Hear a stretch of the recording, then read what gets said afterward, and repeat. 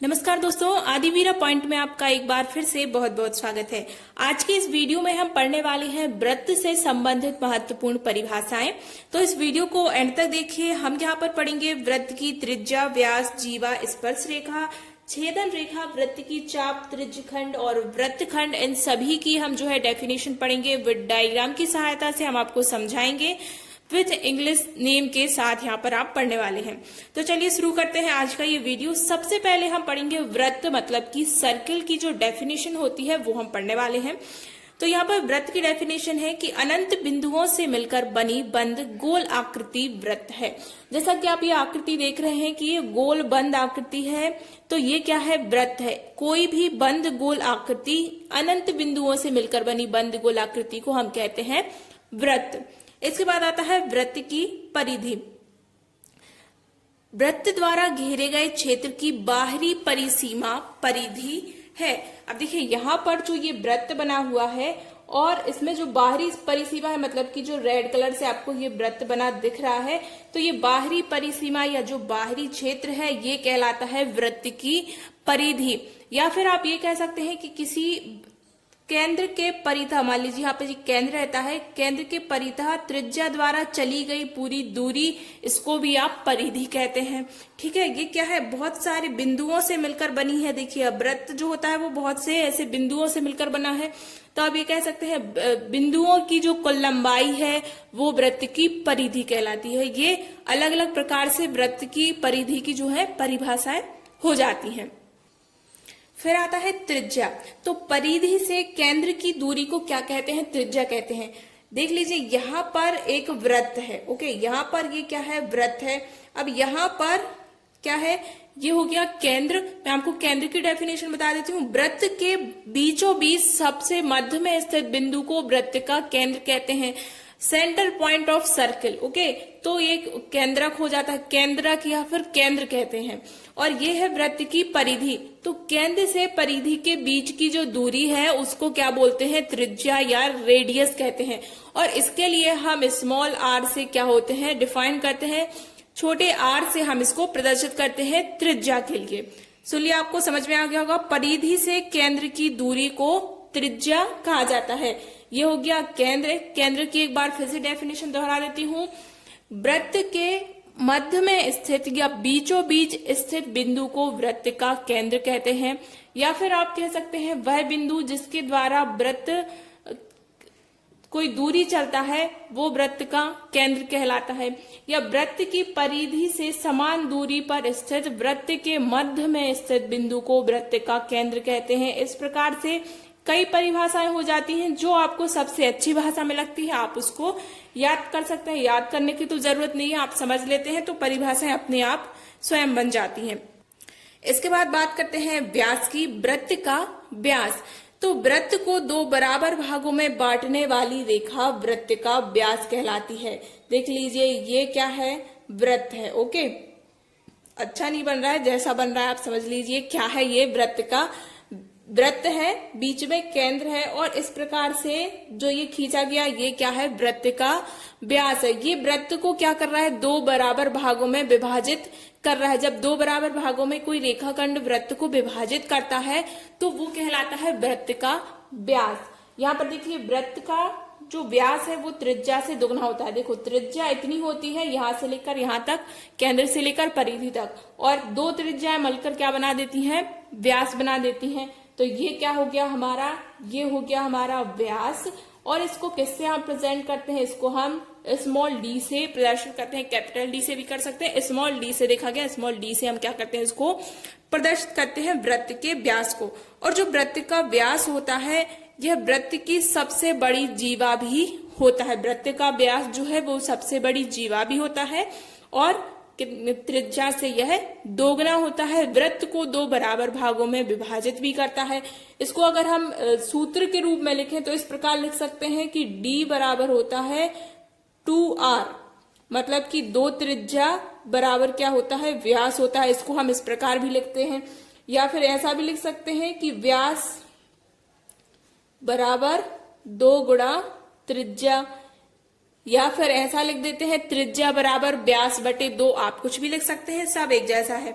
मित्रों, आगे पढ़ने से पहले यदि आप हमारे चैनल पर पहली बार आए हैं तो इस चैनल को सब्सक्राइब जरूर कर लीजिए और वीडियो अच्छा लगे तो इसे लाइक करते हुए अपने दोस्तों के साथ शेयर जरूर कीजिए। और यदि आप कंपटीशन एग्जाम की तैयारी कर रहे हैं और जो नई वैकेंसी आती है आपको यहाँ पर उनकी जानकारी मिल जाएगी और कि फॉर्म कैसे डालना है, कब वैकेंसी निकल रही है, इसके साथ साथ उसका सिलेबस, सारी जानकारी मिलेगी। चलिए तो अगली परिभाषा पढ़ते हैं। अगली परिभाषा आती है जीवा की। तो जीवा वृत्त के अंदर ऐसा रेखाखंड है जिसके दोनों अंत बिंदु वृत्त की परिधि पर होते हैं। अब देखिए ये हो गया क्या, वृत्त हो गया। अब इसमें यहाँ पे हमने बना दी जीवा। अब देखिए एक रेखाखंड क्या होता है, रेखाखंड की परिभाषा क्या है, रेखाखंड एक ऐसा होता है जिसमें दो अंत्य बिंदु होते हैं। आपको मालूम होगा रेखाखंड की परिभाषा यही है, दो बिंदुओं के बीच की दूरी को आप क्या कहते हैं, रेखाखंड कहते हैं। तो यहाँ पर रेखाखंड है तो इसके दो अंत्य बिंदु भी होंगे और जब ये दोनों अंत्य बिंदु जो हैं वृत्त की परिधि पर स्थित होते हैं तो ये क्या कहलाती है, ये कहलाती है वृत्त की जीवा। क्या कहलाती है, वृत्त की जीवा। और आपने पढ़ा है वृत्त की सबसे बड़ी जीवा क्या होती है, व्यास होती है, ठीक है ना। तो यहाँ अब जीवा कई प्रकार से होती है, यहाँ भी हो सकती है, यहाँ भी हो सकती है, यहाँ भी। वृत्त में हम अनंत जीवाएं खींच सकते हैं, जिस प्रकार अनंत त्रिज्याएं खींच सकते हैं उस प्रकार वृत्त में हम अनंत जीवाएं भी खींच सकते हैं। कहीं भी खींच दो आप, जीवा बन जाएगी, ठीक है ना। तो ये आपको समझ में आ गया होगा। चलिए आगे पढ़ते हैं। वृत्त की स्पर्श रेखा, टेंजेंट जिसे हम कहते हैं, वह सीधी रेखा जो वृत्त की परिधि को बाहर से किसी एक बिंदु पर स्पर्श करती है। मित्रों, इस वीडियो के बाद हम जो वृत्त की महत्वपूर्ण थ्योरम्स हैं वह पढ़ेंगे। वृत्त से संबंधित कुछ महत्वपूर्ण सवाल भी हल करने वाले हैं, तो आप वह वीडियो जरूर देखिए। अब देखिए वह सीधी रेखा जो वृत्त की परिधि को बाहर से, ये ध्यान में रखना है कि बाहर से किसी बिंदु पर क्या करती है, स्पर्श करती है। तो यहाँ देखिए कोई भी सीधी रेखा जब जा रही है ये बाहर से किसी बिंदु पर वृत्त को जो क्या है परिधि पर किसी बिंदु को स्पर्श करती है, तो ये कौन सी रेखा कहलाती है, ये टेंजेंट कहलाती है, या इसको आप कह सकते हैं स्पर्श रेखा। ये कहलाती है वृत्त की स्पर्श रेखा।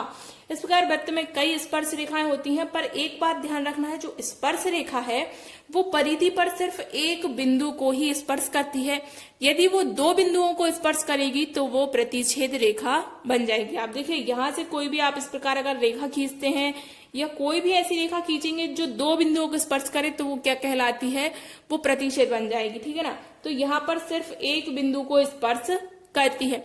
चित्र में आपको देखने में लग रहा है कि बहुत सारा भाग स्पर्श हो रहा है, पर आप खुद देखिए जब आप कोई वृत्त असल में देखते हैं, मान लीजिए सिक्का है, आप उससे कोई तार, सटा हुआ तार, सीधा तार खींचेंगे तो आप देखेंगे सिर्फ थोड़े से भाग को स्पर्श करती है, क्योंकि वृत्त फिर मुड़ जाता है, ठीक है ना। तो सिर्फ थोड़े से भाग को स्पर्श करती है, मतलब कि किसी एक बिंदु को ही स्पर्श कर रही है, तो ये कहलाती है वृत्त की स्पर्श रेखा। और स्पर्श रेखा से संबंधित बहुत ही अच्छे प्रमेय हैं, बहुत सारे जो बार बार एग्जाम में पूछे जाते हैं, तो वह भी हम इस वीडियो के बाद आपको बताने वाले हैं, तो वो वीडियो भी आप जरूर देख लीजिए। चलिए अगली आती है वृत्त की छेदन रेखा। तो वह रेखा जो वृत्त के किन्हीं दो बिंदुओं को छूती है या स्पर्श करती है।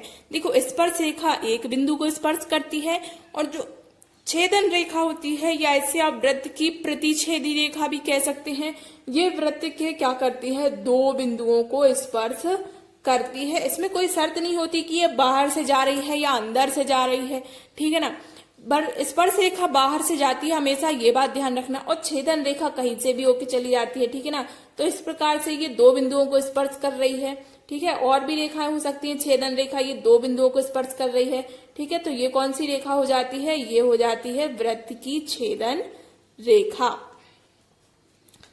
मैं आशा करती हूँ कि आपको समझ में आ रहा होगा, और यदि कोई भी चीज आपको समझ में नहीं आ रही है तो आप उसको कमेंट बॉक्स में कमेंट करके पूछ सकते हैं।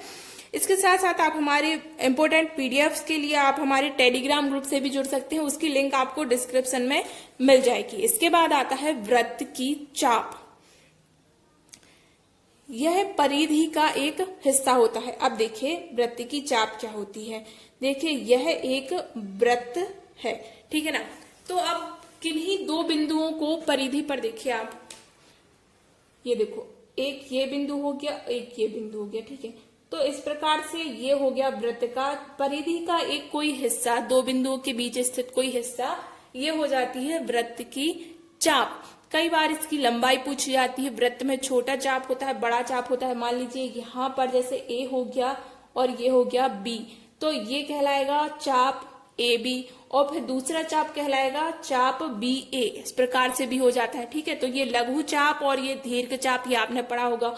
और इसको इस प्रकार से लिखा जाता है, चाप इस प्रकार से लिखा जाता है। ये ऊपर ऐसा बना देते हैं तो इसको पढ़ा जाता है चाप ए बी। ये आपने देखा होगा यदि आप थोड़ी बड़ी क्लासेस में हैं, 6 से ऊपर क्लास में जो है, तो उसमें इस प्रकार के साइन आपको देखने मिलते हैं। चाप, इसको पढ़ते हैं चाप ए बी, ठीक है ना। तो ये परिधि का एक हिस्सा हो जाता है। लघु चाप और दीर्घ चाप इस प्रकार से हो जाते हैं। चलिए अगला आ जाता है सेक्टर वृत्तखंड, त्रिज्यखंड। ओके, सेक्टर त्रिज्यखंड, वृत्त का त्रिज्यखंड वह क्षेत्र जो दो त्रिज्याओं और एक चाप के मध्य में स्थित होता है, वो वृत्त का त्रिज्यखंड कहलाता है। यह हो गया एक वृत्त। ओके, अब यहाँ पर क्या कह रहे हैं, दो त्रिज्याएं, तो एक त्रिज्या और ये दूसरी त्रिज्या, और एक हो गया यहाँ पर ये चाप। मान लीजिए ये ए है, ये बी है, तो ये कौन सा चाप है, चाप ए बी है। यहाँ पर केंद्र ओ हो गया, तो ये दो त्रिज्याएं हो गई, ये त्रिज्या और एक त्रिज्या, ठीक है। दो त्रिज्या हो गई, तो इनके बीच में जो ये भाग स्थित है, जिसको मैं डार्क कर देती हूँ, ये जो भाग स्थित है ये कहलाता है वृत्त का त्रिज्यखंड। ये जो अंदर भाग स्थित है ये कहलाता है वृत्त का त्रिज्यखंड। दो त्रिज्याओं और एक चाप के मध्य में स्थित वृत्त का जो भाग होता है वो वृत्त का त्रिज्यखंड कहलाता है, या सेक्टर ऑफ सर्किल जिसको आप कह सकते हैं, ठीक है ना। तो ये कहलाएगा त्रिज्यखंड, इसको आप लिख सकते हैं त्रिज्यखंड। इसके बाद चलिए आगे बढ़ते हैं। लास्ट डेफिनेशन है आज की, वृत्तखंड वह क्षेत्र, segment, okay, circle of segment, वह क्षेत्र जो एक जीवा एवं एक चाप से घिरा होता है। यह जीवा वृत्त को दो खंडों में विभाजित कर देती है। देखिए फिर से हम एक वृत्त बनाते हैं, यहाँ पर वृत्त हो गया।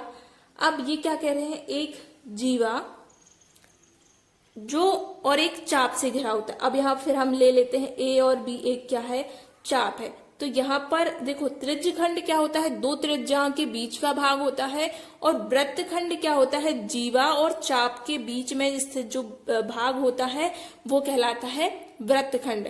देखो त्रिज्यखंड कई हो जाते हैं, पर वृत्तखंड क्या होते हैं, जब आप ऐसी जीवा खींचे कि वो वृत्तखंड बांटे तो सिर्फ दो ही होंगे, एक ये वृत्तखंड और एक बड़ा वृत्तखंड हो जाएगा, एक छोटा वृत्तखंड हो जाएगा, ठीक है। जहां लघु चाप है वहां पर लघु वृत्तखंड होगा, और जहां पर दीर्घ चाप है वहां पर दीर्घ वृत्तखंड होगा। और वृत्तखंड किससे डिवाइड होता है, जीवा से। जब कोई आप ऐसी जीवा खींच देते हैं और चाप बना देते हैं तो क्या होता है, वो वृत्तखंड को बना देती है। ओके, तो मैं ये डार्क कर रही हूं, ये भाग क्या है घिरा हुआ, ये भाग जीवा और चाप से घिरा हुआ ये जो भाग है इसको हम क्या कहते हैं, वृत्तखंड कहते हैं। ओके, ये आपको समझ में आ गया होगा। सेगमेंट ऑफ सर्किल ये होता है वृत्त का वृत्तखंड। तो मैं आशा करती हूँ कि आपको हमारा ये वीडियो अच्छा लगा होगा, और अगर फ्रेंड आपको अच्छा लगा है तो इसे शेयर जरूर कीजिए और लाइक जरूर कीजिए। एक मोटिवेशन मिलता है, आप लाइक करते हैं वीडियो को तो। और इसके बाद मैं वीडियोस बनाऊंगी जिसमें पहला वीडियो होगा कि वृत्त से संबंधित जो बेसिक क्वेश्चन होते हैं हम वो इसमें लेंगे, और उसके बाद पार्ट 3 बनाएंगे जिसमें हम लेंगे वृत्त से संबंधित महत्वपूर्ण जो प्रमेय होती हैं, उन सारी प्रमेय को हम उस वीडियो में सम्मिलित करेंगे। तो वह वीडियो आप जरूर देखिए। वृत्त की संबंधित जितनी भी डेफिनेशन होती है मैंने वो चित्र के माध्यम से समझाई थी। यदि आपने वह नहीं देखा तो वो जरूर देख लीजिए। और इसके बाद के वीडियो में आपको मिलेंगी वृत्त से संबंधित महत्वपूर्ण प्रमेय, जो कंपटीशन एग्जाम में वृत्त से रिलेटेड जो क्वेश्चन आते हैं वह आपके लिए वो सारे क्वेश्चन उन प्रमेय में आपको समाहित मिलेंगे। चलिए पहला प्रश्न है, बिल्कुल सरल क्वेश्चन हमने इसमें लिए हैं। तो पहला क्वेश्चन है, 7 सेंटीमीटर वाले वृत्त में निम्नलिखित ज्ञात कीजिए। वीडियो को अंत तक देखिए, हो सकता है बाद के क्वेश्चन आपने ना देखे हों। तो 7 सेंटीमीटर वाला वृत्त है तो आपको ज्ञात करना है। सबसे पहले आपको व्यास ज्ञात करना है। तो आपको मैंने व्यास का डेफिनेशन परिभाषा भी बताया था और फॉर्मूला भी बताया था कि व्यास का फॉर्मूला क्या होता है। व्यास इक्वल टू होता है 2 गुणित त्रिज्या, या इसको आप क्या लिख सकते हैं, इसको आप लिख सकते हैं d इक्वल टू 2r, ये भी आप लिख सकते हैं। तो यहाँ पर व्यास आपको ज्ञात करना है। त्रिज्या कितनी दी गई है, 7 सेंटीमीटर दी गई है, तो 7 दूनी कितना हो गया 14। तो वृत्त का व्यास आपके लिए कितना मिल गया, 14 सेंटीमीटर हो गया। बिल्कुल इजी था। अगला आता है वृत्त की परिधि या फिर परिमाप जिसे हम कहते हैं, वह आपके लिए ज्ञात करना है। तो यहाँ पर परिमाप का सूत्र होता है 2 पाई आर। वृत्त की परिधि या परिमाप ज्ञात करने का सूत्र होता है 2 पाई आर। आर का मतलब होता है त्रिज्या, यहाँ पर आर का मतलब होता है क्या, त्रिज्या। ये आपको मालूम चल गया होगा अब तक तो। और पाई की जो वैल्यू होती है ये होती है 22/7। अधिकतर हम 22/7 ही रखते हैं, या फिर कहीं कहीं 3.14 रखा जाता है। ये बहुत ही कम जगह रखते हैं, अधिकतर 22/7 ही रखा जाता है। तो चलिए हम यहाँ पर रख देते हैं 2 गुणा 22 बटे कितना हो जाएगा 22/7, और गुणा आर हमारा दिया गया है 7 सेंटीमीटर, तो ये 7 हो जाएगा। 7 से 7 कट जाएगा, तो ये 22 दूनी आ गया हमारा 44 सेंटीमीटर। इकाई बहुत ध्यान में रखने की है, यहाँ पर क्या आ रही है, सेंटीमीटर आ रही है। इस पर कोई घात या वर्ग कुछ भी नहीं होता है, सीधी सीधी इकाई आती है। ये एक विमीय होता है क्योंकि जो परिमाप होता है। अब देखिए यहाँ पर आता है क्षेत्रफल। तो क्षेत्रफल का फॉर्मूला क्या होता है, वृत्त का एरिया ऑफ सर्कल या फिर वृत्त का क्षेत्रफल, इसका फॉर्मूला होता है पाई आर का वर्ग या पाई आर स्क्वायर। तो यहाँ पर पाई की हम वही वैल्यू रखेंगे, क्या हो जाएगी 22/7, और यहाँ पर आर स्क्वायर मतलब कि 7 गुणा 7। त्रिज्या को हम 2 बार लिखेंगे, एक बार हमने काट दिया और दूसरी बार अब हमें क्या करना है, 7 का गुणा कर देना है 22 में। तो ये आ जाएगा 7 दूनी 14 और ये 15, तो ये आ जाएगा 154 वर्ग सेंटीमीटर। अब देखिए यहाँ पर ये एक 7 था और ये 7, इसके साथ ये वाला 7 इसके साथ सेंटीमीटर था और इसके साथ भी सेंटीमीटर था। इन दोनों का मल्टीप्लाई हो गया तो यहाँ पर क्या आ गया, स्क्वायर सेंटीमीटर। ओके, तो ये बहुत ध्यान में रखने की है कि क्षेत्रफल पूछा जाए, हो सकता है आपको ऑप्शन में दे दे 154 सेंटीमीटर, 154 वर्ग सेंटीमीटर। तो हमेशा क्या सही होगा, जब भी क्षेत्रफल निकालते हैं तो उसकी इकाई हमेशा किस में आती है, वर्ग में आती है। चाहे आप वृत्त का क्षेत्रफल निकालें, चाहे आप आयत का क्षेत्रफल निकालें, चाहे वर्ग का क्षेत्रफल निकालें, ठीक है ना। यहाँ पर 2 चीजों की गुणा हो रहा है, इसलिए ये क्षेत्रफल किस में आएगा, वर्ग में आएगा। ये बहुत इंपॉर्टेंट है, आप इस चीज को हमेशा ध्यान रखिए। अगला प्रश्न है हमारा, किसी वृत्त में 24 सेंटीमीटर लंबी जीवा है जो केंद्र से 5 सेंटीमीटर की दूरी पर स्थित है, तो वृत्त का व्यास आपके लिए बताना है कि कितना होगा। फ्रेंड्स, अगर आप चैनल पर पहली बार आए हैं तो इस चैनल को सब्सक्राइब जरूर कर लीजिए और वीडियो अच्छा लगे तो इसे लाइक जरूर कीजिए। आप देखिए हमको डायग्राम बताते हैं कि मान लीजिए यह एक वृत्त है। ओके, अब ये क्या कह रहे हैं कि 24 सेंटीमीटर लंबी कोई जीवा है, तो ये कितने सेंटीमीटर लंबी जीवा हो गई, 24 सेंटीमीटर इस जीवा की लंबाई है। फिर कह रहे हैं यह केंद्र से कितनी दूरी पर स्थित है, यह केंद्र से है 5 सेंटीमीटर की दूरी पर स्थित है। तो ये कह रहे हैं कि आपको इस वृत्त की व्यास बताना है कि व्यास कितना होगा। देखिए व्यास यह भी हो सकता है और व्यास क्या हो जाएगा, ये भी हो सकता है ना व्यास। ये भी देखिए केंद्र से होके जा रहा है, ये भी व्यास होगा कि नहीं। तो यहाँ पर हम क्या ज्ञात कर लेंगे, यहाँ पर आप देखिए क्या हो रहा है। एक बात ध्यान रखिए, जब भी कोई चीज कोई भी ये रेखा जाती है, रेखाखंड जाता है, जीवा से मिलता है, तो ये हमेशा जीवा के साथ 90 अंश का कोण बनाता है, ठीक है ना। हमेशा कितने अंश का कोण बनाता है, 90 अंश का कोण बनाता है। ये बहुत ही इंपॉर्टेंट चीज है। और फिर देखिए यहाँ पर क्या बन रहा है, आप ध्यान से देखेंगे तो यहाँ पर क्या बन रहा है, समकोण त्रिभुज बन रहा है, जहां पर आपको लंब दिया गया है, आधार दिया गया है। अब देखिए यहाँ पर 90 अंश का कोण तो बनता ही है, साथ में ये जो दूरी है, ये बिंदु क्या करता है, इन दोनों भागों को बराबर बराबर भागों में विभाजित भी करता है। तो यहाँ पर ये इतनी दूरी कितनी हो जाएगी, 12 सेंटीमीटर। ये कितनी दूरी हो जाएगी, 12 सेंटीमीटर। तो बात करें तो इस समकोण त्रिभुज में, अब समकोण त्रिभुज मिल गया हमारे लिए, तो यहाँ पर आधार 12 सेंटीमीटर है, लंब हो गया 5 सेंटीमीटर। तो यहाँ अगर हम इसकी त्रिज्या निकाल लेते हैं और उसका दुगना कर देते हैं तो हमें क्या मिल जाएगा, व्यास मिल जाएगा। तो यहाँ पर हम सबसे पहले r फाइंड कर लेंगे और उसमें 2 का मल्टीप्लाई कर देंगे, तो हमें d की वैल्यू, जो व्यास की वैल्यू निकालनी है, वो हमारे लिए मिल जाएगी। अब अगर आपको पाइथागोरस ट्रिक पता होगी, पाइथागोरस जो ट्रिक होते हैं, तो 12, 5 और यहाँ पर क्या आता है 13, ये पाइथागोरस ट्रिक होते हैं। अगर आपने पढ़ा होगा तो ये होते हैं पाइथागोरस ट्रिक। तो यहाँ पर सीधा सीधा आप 13 दूनी 26 जो है वो आंसर आ जाएगा, पर फिर भी जिन्होंने नहीं निकाला उनके लिए हम बता देते हैं। यहाँ पर क्या आ जाएगा, हम यहाँ पर नाम दे देते हैं, ये हो जाता है O, ये होगा A और ये हो जाएगा B, ओके, ताकि आपको लिखने में आसानी हो जाएगी। ओके, तो यहाँ पर हो जाएगा OB का स्क्वायर इज इक्वल टू क्या हो जाएगा, OA का स्क्वायर, बिकॉज ये क्या है, देखिए ये कर्ण का वर्ग बराबर लंब का वर्ग धन हो जाएगा आधार का वर्ग। ठीक है, कर्ण का वर्ग बराबर लंब का वर्ग धन आधार का वर्ग। पाइथागोरस प्रमेय आपने पढ़ी होगी, नहीं पढ़ी है तो अब आपने पढ़ ली। तो यहाँ पर ये हो जाएगा r का वर्ग। ठीक है, ये वैल्यू अपन ने रखी है यहाँ पर, ये r, OA की वैल्यू कितनी है 5 सेंटीमीटर, तो ये हो जाएगा 5 का वर्ग धन यहाँ पर AB की वैल्यू कितनी है 12 सेंटीमीटर, तो ये हो जाएगा 12 का वर्ग। यहाँ पर r स्क्वायर अभी है, ये हो जाएगा 25 धन 12 का वर्ग हो जाता है 144। इनको जब हम जोड़ देते हैं तो ये हो जाएगा 169। तो ये वर्गमूल निकाल लेते हैं, ये स्क्वायर इस तरफ जाएगा तो ये अंडर रूट में बन जाएगा, ये हो जाएगा 169। कितने का वर्गमूल होता है, 13 का वर्गमूल होता है। तो यहाँ पर हमें त्रिज्या कितनी मिल जाती है, हमें त्रिज्या मिल गई कितनी, 13। त्रिज्या मिल जाती है 13 सेंटीमीटर। हम सभी जानते हैं, आप सब भी बहुत इंटेलिजेंट है, कि व्यास कितना होता है, त्रिज्या का दुगना होता है। तो जब आप व्यास ज्ञात करेंगे तो त्रिज्या में 2 का गुणा कर देंगे, तो 13 दूनी कितना हो गया 26 सेंटीमीटर। ये आपके लिए क्या मिल गया, व्यास मिल गया, और यही हमारा आंसर भी हो गया। ये क्वेश्चन जो हमने अभी सॉल्व किया, ये हाल ही में एसएससी एग्जाम में पूछा गया था। अब देखिए इसी टाइप में एक क्वेश्चन और वो हमसे पूछ सकते हैं।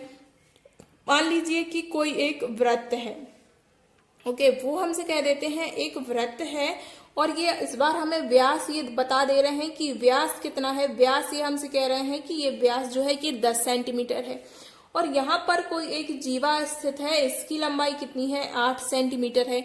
अब वो कह रहे हैं कि इस जीवा की केंद्र से आप दूरी बताइए कि ये दूरी जो है ये दूरी कितनी होगी। तो आप ये भी फाइंड कर सकते हैं, ये भी बहुत आसान है। अब देखिए किस प्रकार करना है, यहाँ पर व्यास है कितना, व्यास है 10 सेंटीमीटर। तो यहाँ पर अगर हम बात करें त्रिज्या की, देखिए ये इस प्रकार से त्रिज्या बनती है, तो ये त्रिज्या कितनी हो जाएगी, ये हो जाएगी 5 सेंटीमीटर। ये जीवा है, कुल है 8 सेंटीमीटर। तो यहाँ पर हमें सिर्फ इतने भाग से मतलब है, तो ये कितना हो जाएगा 4 सेंटीमीटर। हम वही चीज लगा देंगे फिर से, यहाँ पर O, ये हो जाएगा A और ये हो जाएगा B। तो आप फिर से लगा देते हैं, ये हो जाएगा OB का वर्ग, मतलब कि कर्ण का वर्ग बराबर लंब का वर्ग, मतलब OA जो हमें ज्ञात करना है और AB आधार का वर्ग। तो यहाँ पर OB की वैल्यू हमें दी गई है 5 का वर्ग हम लिखेंगे, बराबर OA हमें ज्ञात करना है, तो यहाँ हम OA ही लिखेंगे, इसका वर्ग। ध्यान रखना कई बार वर्ग लगाना भूल जाते हैं और सवाल गलत भी हो सकता है। यहाँ AB मतलब कि आधार हमें दिया गया है 4 सेंटीमीटर। अब देखिए 5 का वर्ग हो जाएगा 25, यहाँ 4 का वर्ग हो जाएगा 16, इसको हम इस तरफ लाएंगे तो ये हो जाएगा माइनस का 16, ये हो जाता है OA का वर्ग। और देखिए 25 में से 16 माइनस कर देंगे तो ये हो जाएगा 9, और ये जो वर्ग है ये पक्षांतर होकर इस तरफ आएगा तो ये हो जाएगा वर्गमूल। तो 9 का वर्गमूल होता है 3। तो यहाँ पर हमें केंद्र से जो जीवा की दूरी है वो मिल जाती है, OA की लंबाई 3 सेंटीमीटर। आपको समझ में आ गया होगा। यदि कोई चीज समझ में नहीं आती तो आप हमें कमेंट करके पूछ सकते हैं। उस प्रकार की और वीडियोस के लिए चैनल को सब्सक्राइब करना मत भूलिए।